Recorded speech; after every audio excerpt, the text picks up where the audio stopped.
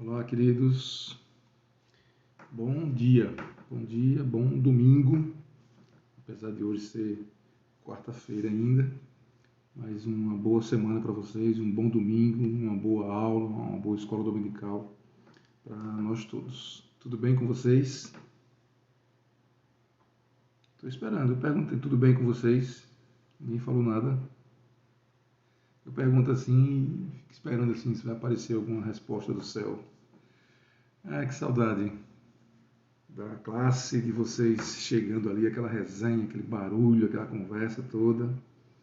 Faz falta sim, e eu creio que em breve a gente vai estar de volta aí juntos novamente, se Deus quiser. Gente, vamos orar. Nós temos motivos, muitos motivos para agradecer a Deus. Dar graças em tudo, né? Não necessariamente dar graças por cada coisa ruim que acontece, por exemplo, mas dar graças por poder passar por essas coisas e Deus nos sustentar. A nossa fé ser provada, a nossa paciência, a nossa confiança é provada de todas as formas, nas diversas circunstâncias, e em uma como essa que a gente está passando agora, de perdas, de preocupações, de dúvidas, de milagres.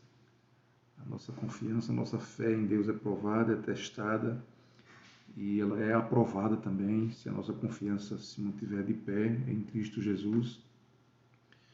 Espero que vocês estejam todos bem, saudáveis, seus familiares também, que as atividades de vocês consigam se manter saudáveis, com boa leitura, com um ótimo aproveitamento do tempo. Espero que tenham lido a lição já. Faz de conta que é domingo hoje, espero que até ontem ou até hoje de manhãzinha vocês tenham tido uma oportunidade de ler a lição e assim nós iremos crescer na graça e no conhecimento da palavra de Deus, que isso é importante. Vamos orar, meninos, apresentar a Deus todos. Vão lembrando aí, quando você fechar os seus olhinhos em 1 minutinho, 2 minutinhos de oração, você lembra de cada aluno da nossa classe, lembra dos professores, orem por todos, orem pela nossa igreja, orem pelos irmãos que estão enfermos, pelos que estão passando por dificuldades financeiras, econômicas, orem pelos enlutados, orem pelo Estado, pelo Brasil, pelo mundo, por tudo nós podemos orar e apresentar ao nosso Deus. E Ele sabe como cuidar de cada situação. Deus, nós te louvamos e te agradecemos, Pai, em o nome de Jesus, por mais uma semana que está transcorrendo aí. Eu acredito que em paz, mesmo que algumas situações adversas tenham nos ocorrido, tenha ocorrido a cada um dos nossos irmãos, dos nossos alunos, mas podemos ficar em paz, continuar em paz, e te agradecemos por isso. Eu te agradeço porque podemos nos reunir, mesmo que através de um meio tecnológico, de uma live como essa, a gente pode sim se reunir e lembrar uns dos outros, orar uns pelos outros, acima de tudo compartilhar a Tua palavra e mais acima de tudo ainda te agradecer por tudo isso, Senhor. Agradeço por esta classe, pela nossa igreja, pelos professores, por cada aluno. Te agradeço por esta lição que está encerrando já, mas eu creio que traz mais uma lição ou lições para a nossa vida espiritual. E em tudo o Teu nome seja glorificado. Esse é o nosso desejo, a nossa oração sincera diante do Senhor, acreditando e confiando no Senhor que cada um dos nossos alunos, dos nossos irmãos em Cristo, estão sendo alvo do Teu cuidado, da Tua proteção, Senhor. Guarda todos nós. Ainda que venhamos a padecer, mas estejamos guardados em Ti, confiantes em Ti. É no nome de Jesus que eu Te agradeço por tudo, Deus, hoje e sempre. Amém. Meninos, lição número 12. Lição número 12, dia 21 de junho de 2020, em plena quarentena, mas está terminando, está passando, graças a Deus. Daqui uns dias já tem aí um calendário, né, de retomada das atividades. Que Deus nos ajude, que a gente possa de maneira gradativa, mas com qualidade, com segurança, que a gente possa retomar nossas atividades. Eu sei que vocês estão ansiosos, desejosos para voltar para a faculdade, para voltar a trabalhar, para voltar a pegar trânsito, para voltar a ir para a rua, ver o povo, falar pelo povo, esbarrar no povo, sem estar preocupado se pegou ou se não pegou isso ou aquilo. Vamos para frente, a gente chega lá. As cidades de refúgio são estabelecidas.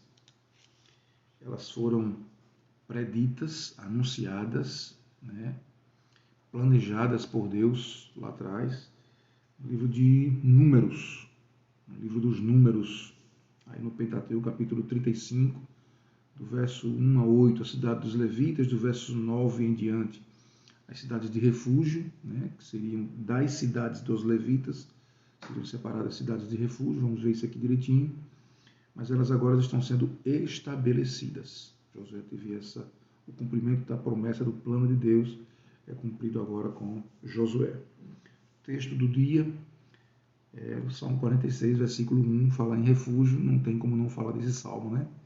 Deus é o nosso refúgio e fortaleza, socorro bem presente na angústia. A síntese da lição, o comentarista diz que, assim como as cidades de refúgio de Israel, Jesus é o nosso abrigo em todas as circunstâncias da vida. Beleza? Tem uma agenda de leitura que sempre tem. Eu espero que vocês tenham dado uma olhadinha nela aqui. Para cada dia da semana tem alguma coisa para a gente relembrar. Na segunda e na terça, as referências são Números, no capítulo 35, justamente o planejamento dessas cidades que a gente vai estudar hoje, estão em Números, capítulo 35, do versos 1 ao 34. Na quarta-feira, no livro de Josué, capítulo 20, e aí sim é a nossa lição de hoje, né? Capítulo 20, versículo 2, Deus realmente ordena a instituição das cidades de refúgio. Salmo 9, verso 9. Davi exalta, né, confessa que Deus é o nosso refúgio em tempos de angústia. Na sexta-feira, a proposta era o Salmo 10, verso 12. Uma oração que Davi faz. Deus não se esquece dos necessitados. É uma oração onde ele diz: levanta-te, ó Deus, em favor dos pobres, não te esqueças dos pobres, dos oprimidos. É um clamor que Davi faz, mas também enaltecendo o fato de Deus ser refúgio para os necessitados. Sábado, né, a proposta era Isaías, capítulo 32, versículo 1 e 2. E aí Cristo é um abrigo seguro nas intempéries. É uma profecia que se refere a um milênio, na verdade, ao reino milenial de Cristo, mas também apontando Jesus como o abrigo seguro para as nações, para os povos. Vamos lá. Os objetivos dessa lição de hoje. Geralmente, o comentarista elenca pelo menos 3 objetivos: mostrar porque Deus ordenou que fossem estabelecidas cidades de refúgio, porque ele está cumprindo somente agora, porque houve essa demora em que isso fosse estabelecido. Entender isso é o segundo objetivo, e analisar também como aconteceu a despedida das tribos transjordânicas e quais as suas consequências. É o último tópico da lição, a gente vai ver isso lá na frente. Deixa eu só abrir um parêntese aqui, foi uma coisa que eu recapitulei, relembrei essa semana, graças a Deus, em uma das lives do pastor Dantas, tem sido muito boas, por sinal. Ele, no final da live, ele tenta responder uma pergunta com muita propriedade a respeito do Salmo 91, por exemplo, né? Aquele que habita no esconderijo do Altíssimo descansará à sombra da potência e tal. E tem um versículo que diz que praga nenhum mal te sucederá e praga nenhuma chegará à tua tenda. Como é que você concilia esse versículo com a situação de hoje, por exemplo, uma pessoa que está acometida de uma enfermidade, de uma praga ou de uma doença qualquer? E aí na live ele responde isso muito bem, vocês podem ir lá dar uma consultada, não sei se está salvo ainda. Mas aí ele, para responder essa pergunta, ele primeiro fez uma abordagem a respeito das regras, das formas de interpretação da Bíblia, e que, na maioria dos casos, é semelhante a qualquer outro texto. Uma das regras, para entender um texto, para interpretar um texto, você precisa levar em consideração o contexto. É lógico. Vocês sabem muito bem disso. E aí, nesse caso específico desse salmo que ele estava comentando, ele deu toda a explicação, mas é uma explicação, regras de interpretação que se aplicam, por exemplo, a uma lição como essa, onde a gente está tratando de um livro histórico, né? Os livros do Pentateuco, os livros do Antigo Testamento, a maioria deles são históricos, tem os proféticos também. No Novo Testamento a gente tem as cartas, né? As epístolas, os evangelhos. Para cada uma dessas situações, eu creio, vocês sabem disso, principalmente aqueles que se dedicam mais ao estudo da Bíblia, regras de interpretação. Você não pode interpretar um texto profético, né, sob a mesma ótica que você está interpretando um texto poético ou histórico. O profeta tem uma visão lá e viu um monstro, um dragão, e viu um carro que saía 4 cabeças, uma criatura que tinha 4 rostos, um de cada lado, de leão, e que saía fogo de cima, fogo de baixo e tal. Isso é uma figura, né, lógico, isso tem significados, tem interpretações próprias para isso. Se esse texto estiver num livro poético, você vai ver de uma outra forma. Quando Davi diz, por exemplo, que os seus ossos apodrecem, ele não estava com câncer nos ossos, é o sentimento de angústia que ele estava, de temor, de tremor, ou na presença de Deus, ou por causa dos inimigos, por causa das aflições, mas são interpretações que a gente precisa, regras que a gente precisa entender quando está considerando esses textos históricos, proféticos, poéticos, as cartas. A gente tem, nesse caso aqui, num livro histórico, como o livro de Josué, textos, situações que são narrativas históricas que dizem respeito àquele momento, ao povo de Israel, ao povo hebreu na sua caminhada. Mas aí o que é que tem a ver esse texto com a gente? O que é que tem a ver uma lição como essa? A gente está falando o tempo todo de morte, de espada, de mata tudo, não escapa ninguém, mulheres, crianças, animais, e derruba a muralha e tudo. É lógico que isso aqui foi um texto narrativo, mas em toda a Bíblia, em toda ela é inspirada por Deus. Toda a Escritura é inspirada por Deus e ela é proveitosa para o nosso ensino. Você extrai de um texto histórico desse, você extrai sim princípios espirituais, lições espirituais imprescindíveis para a nossa vida. Não abra mão de ler toda a Bíblia. Não deixe de ler, não abra mão de ler toda a Bíblia. E com os olhos assim, garimpando, esmiuçando, para que você entenda os princípios e as lições espirituais que tem em toda a Bíblia. E aí vamos lá. Cidades de refúgio, Josué capítulo 20, versículos 1 ao 6. Um texto bem pequeno. Falou mais o Senhor a Josué, dizendo: ai, como é bom estar na classe. Vamos ler, cada um lê um versículo aí. Vou esperar aqui vocês. Vamos lá. Fala aos filhos de Israel, dizendo: apartai para vós as cidades de refúgio, de que vos falei pelo ministério de Moisés, para que fuja para ali o homicida que matar alguma pessoa por erro, e não com intenção, para que vos seja um refúgio do vingador de sangue. E fugindo para alguma daquelas cidades, pôr-se à porta da cidade e proporá as suas palavras perante os ouvidos dos anciãos da cidade. Então tomarão consigo na cidade e lhe darão lugar para que habite com eles. E se o vingador de sangue tiver seguido ele, não entregarão na sua mão o homicida, porquanto não feriu o seu próximo com intenção, e nem estava aborrecido dele.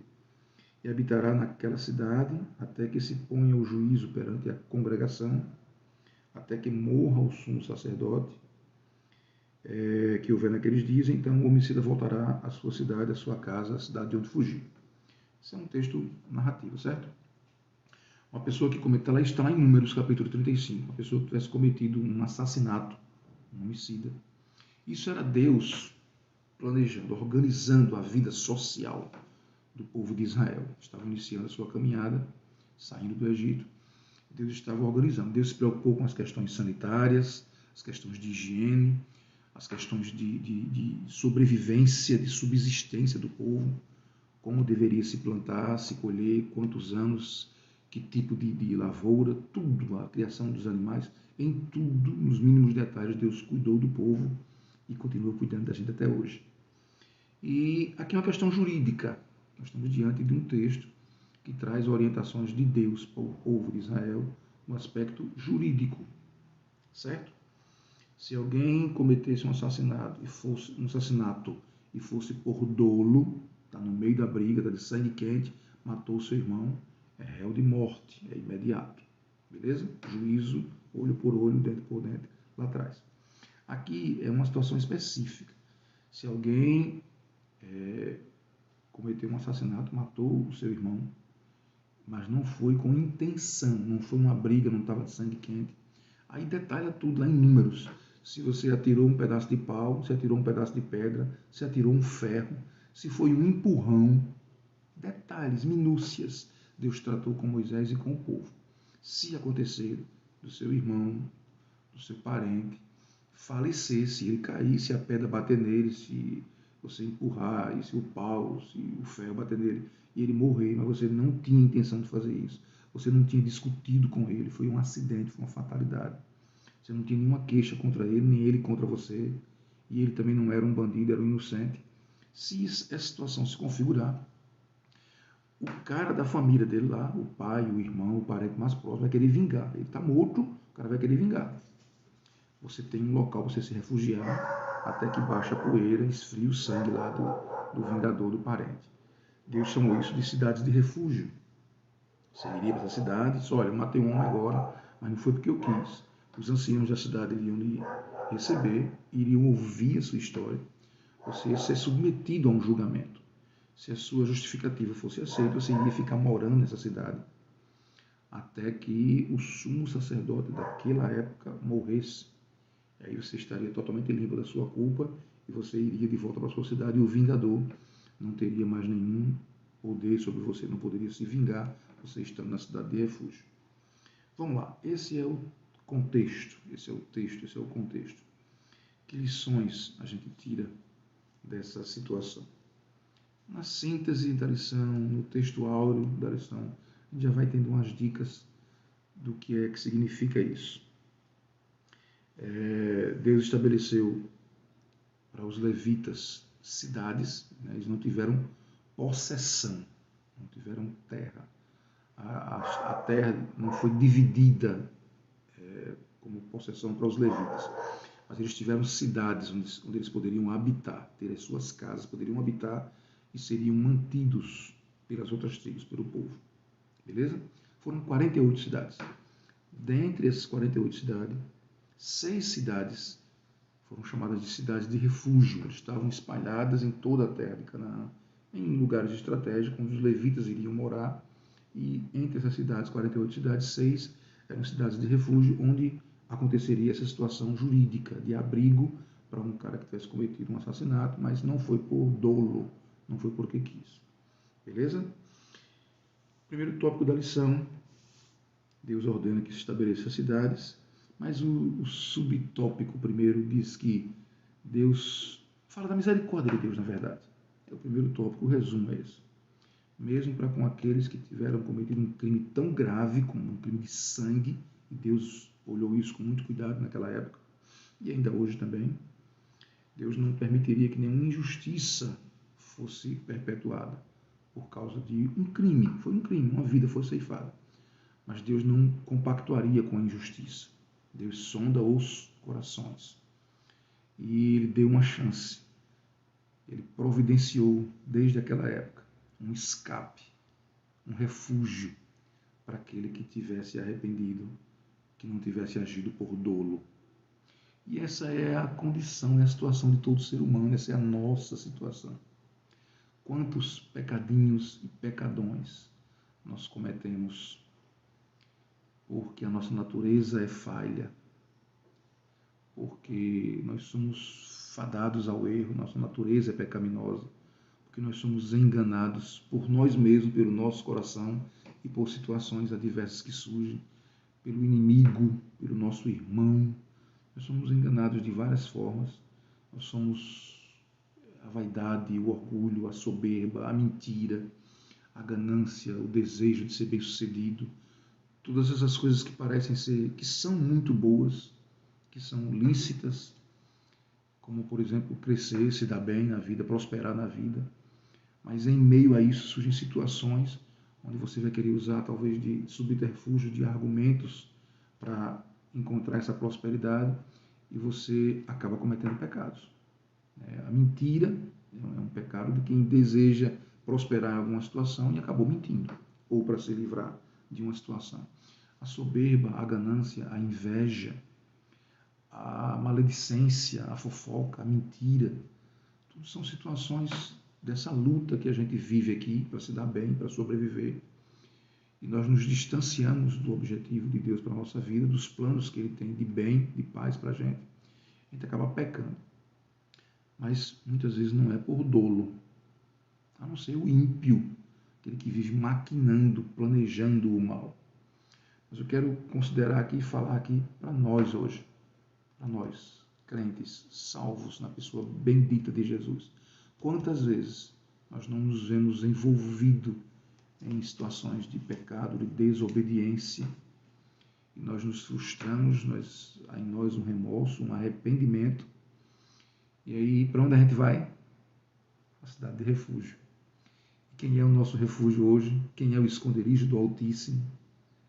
Quem é que nos abriga, nos recebe, nos acolhe com graça, com perdão, com misericórdia? Jesus. Estabeleceu na cruz do Calvário nosso refúgio eterno, a nossa cidade de refúgio perpétuo, eterno, para todo sempre, enquanto a gente estiver vivendo aqui. Essa é a primeira lição desse primeiro tópico da lição. Esse é o significado espiritual para nós hoje, daquela cidade de refúgio. Jesus nos recebe, né? É o ancião que está lá na porta da cidade de refúgio, de braços abertos. Ele tira esse fardo pesado, o vingador que vinha atrás da gente, querendo vingar, matar. A Bíblia diz que Satanás veio para matar, roubar e destruir. Ele vem na nossa cola, bramando como um leão, querendo nos tragar. Mas aí quem nos recebe na cidade de refúgio é o nosso ancião, é o nosso Jesus, é o nosso Redentor. E ele tira esse fardo das nossas costas do pecado e nos dá um fardo leve, um jugo suave, né? Que se assemelha às regras que existiam lá na cidade de refúgio. Havia uma regrazinha simples na cidade de refúgio. Entrou, sua justificativa foi acolhida, você foi recebido pelos anciãos, pela cidade, a morar ali agora. Só tem uma regra. É o que dizia lá em Números capítulo 35, versículo 9 em diante, diz assim: a única condição para o refugiado é que ele não poderia sair de forma nenhuma de dentro da cidade. Ele não seria sequestrado, ele não seria arrebatado. O vingador não poderia entrar na cidade para tirá-lo de lá à força e se vingar e matá-lo. Não poderia. Isso tem muito a ver com o que está em João, capítulo 10, versículo 18, quando Jesus diz que as ovelhas, as minhas ovelhas que vierem até mim, de forma nenhuma serão arrebatadas. Eu não vou perdê-las, elas não vão sair da minha mão. Isso tem uma discussão bem longa aí com relação à salvação em si, mas eu quero me apegar ao que está escrito aqui e comparar com esse texto do Antigo Testamento. Aquele que entra na cidade de refúgio, aquele que entra em Cristo Jesus, encontra morada, encontra segurança, encontra perdão, encontra graça. E a recomendação é que você não saia mais dele. Não saia da cidade de refúgio. Não deixe a cidade, não deixe Jesus, não deixe a segurança por nada nesse mundo. Tá certo? Lição espiritual do tópico 1 da lição. Esse era o perigo de sair da cidade de refúgio. Aí sim, lá fora teria um vingador que poderia descumprir essa regra. Ele não está nem aí se você teve ou não teve dolo, ele quer tragar você. Na cidade de refúgio você está mais seguro. Ok?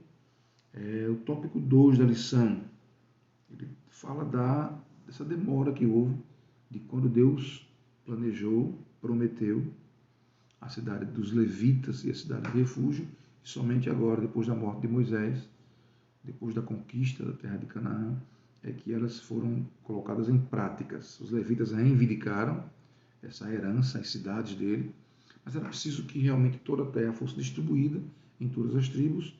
Aí sim as cidades dos levitas foram estabelecidas, e dentro das cidades dos levitas foram estabelecidas as cidades de refúgio também.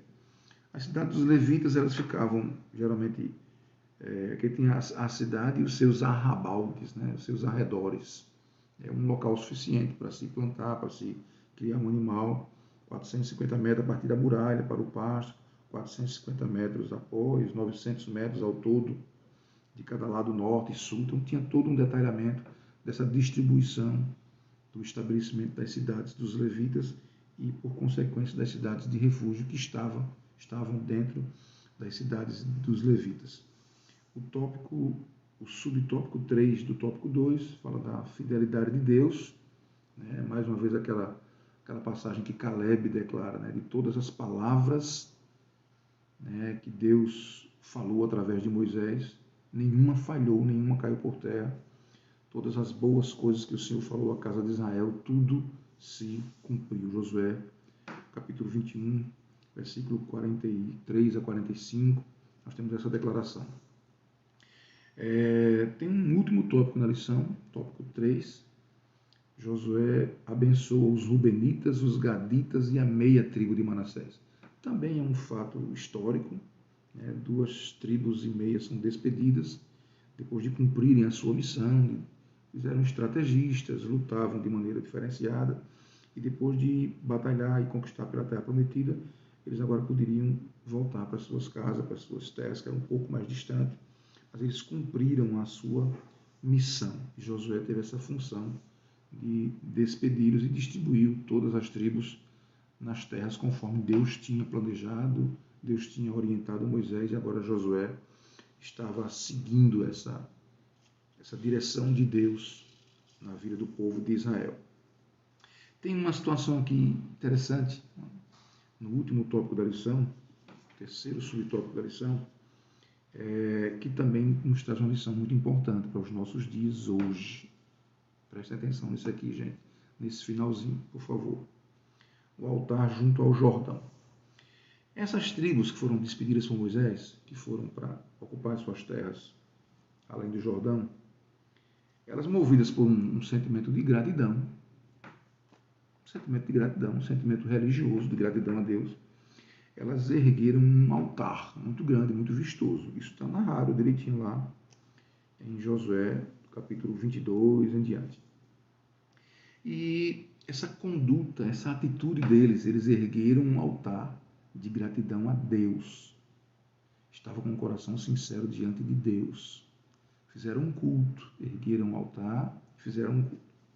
Quem viu de longe, viu aquele altar vistoso, bonitão, de imediato, precipitadamente, emitiu um juízo.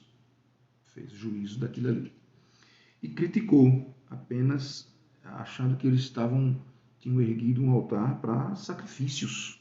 E o altar de sacrifício tinha toda uma normatização, tinha toda uma liturgia, o altar de sacrifício. E essas tribos não tinham essa atribuição, não havia ali sacerdotes entre eles, tal. Eles não eram levitas. E deu confusão porque olharam para a vida do irmãozinho lá da outra tribo e começaram a medir, sondar o coração dele. Estou citando algumas expressões e de repente a gente consegue até assemelhar com situações que acontecem hoje no nosso dia a dia. Eu tenho dito na classe muitas vezes, Deus não me deu uma régua, nem um prumo, nem uma trena para medir a vida de ninguém, a não ser a minha. O prumo, a palavra de Deus, a regra, o gabarito está aqui e é para mim. E eu devo me preocupar muito pouco ou nada com a vida espiritual dos outros. Eu tenho dito isso a vocês de maneira até insistente e eu não quero ser chato. Mas eu não tenho nada a ver com o irmão que está levantando os braços, as pernas, pulando, sentado, falando em mistério, cantando alto, cantando baixo. Deus tem misericórdia de mim e dele. Se não estiver de acordo com a tua palavra, com a tua vontade, tem misericórdia. Tu que sondas os corações, que sabes o que ele está passando, qual o tamanho da gratidão dele, qual o tamanho do pecado dele, de que pecados ele foi perdoado, qual o tamanho da gratidão dele. Olha para ele se ele tem misericórdia. Se está causando algum transtorno na ordem do culto, é uma outra coisa, a gente pode procurar orientar de alguma forma. Mas julgar, criticar, emitir juízo de valor, desvalorizar, criar uma categoria de crente inferior, aquele ali grita muito, é inferior, esse aqui grita pouco, esse aqui sabe ler assim, sabe orar assim, sabe cantar assim, fala a língua assim, fala a língua assada. Deu confusão aqui. Ir um altar, do coitado da tribo lá, que fez um altar com toda a boa intenção do mundo e deu confusão. Aí eles conversaram, resolveram a situação, disseram que era apenas um memorial e ficou tudo em paz. Graças a Deus, ficou tudo em paz. Não houve nenhuma confusão, ninguém morreu por causa disso, ninguém foi para o inferno por causa disso. Mas o bom era que tivesse sido evitado. Chega para o irmãozinho lá e conversa com ele, num momento em particular, a sós, ao invés de criar esse juízo aqui, fazer essa confusão que houve aqui, por causa de um altar que as tribos levantaram para apenas agradecer a Deus pelas vitórias. Uma coisa tão simples. Gente, que Deus tenha misericórdia de nós. Deus nos ajude. Com pandemia, sem pandemia. Se a gente voltar agora no final do mês, se a gente voltar na metade do mês, no final do outro mês, até lá, que a mão de Deus esteja nos guiando, nos ajudando, nos fazendo prosperar segundo a sua boa vontade em tudo. Eu não quero e vocês não queiram nada além daquilo que for da vontade de Deus para a nossa vida. Lições espirituais como essa aqui, não se esforce para andar de acordo com a vontade de Deus. Se alguma coisa sair errado, corra para a cidade de refúgio, se apresente diante do ancião de joelhos, coração quebrantado, arrependido, e você vai encontrar refúgio, perdão e graça para a sua vida, para a nossa vida. Essa é a grande lição dessa lição, além de entender aqui no contexto que Deus tem um tempo para tudo, Deus tem cuidado em todos os detalhes da nossa vida, cuidou dos levitas, cuidou de cada tribo, cuidou de Moisés, cuidou de Josué, cuidou até de quem errou, de quem teve mal impressão, quem julgou o seu irmão, ficou tudo em paz depois. Que Deus tenha misericórdia de nós, que Deus nos ajude, que a sua santa palavra seja o nosso referencial para a nossa vida.